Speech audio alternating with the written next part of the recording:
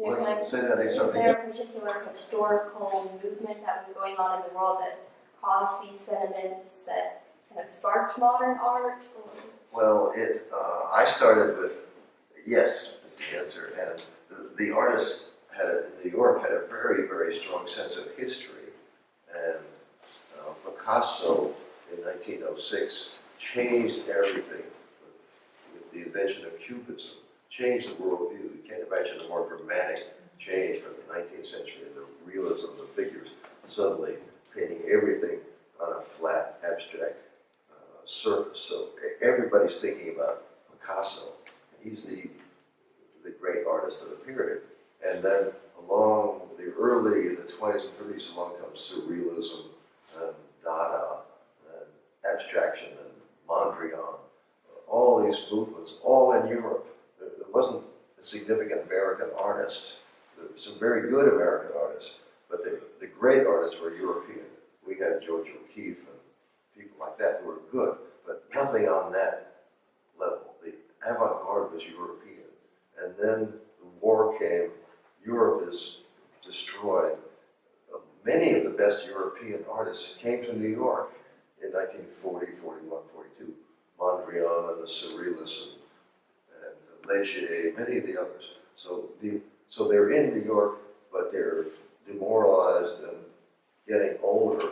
Then there's this group of very young American painters who were either in the war, like Ray, or not in the war, like Pollock,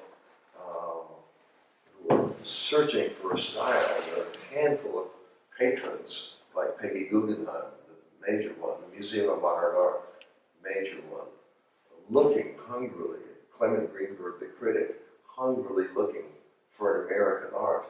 And out of the ashes of all that, you have Pollock in 1947, 48, creating his drip style. De Kooning said, Jackson broke the ice.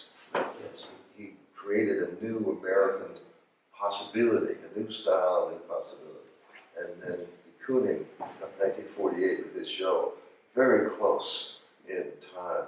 And now they're friends, they're drinking things, and they're rivals. Something's happening. European art has lost its energy. And there's Black Mountain, 1948, at the center of these things.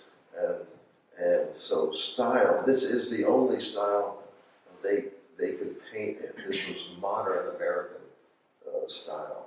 And it wasn't a matter of just looking around and saying, how should we paint? This is how they had to paint. It expresses Americanism, it expresses their personalities, their skill, and their knowledge of history.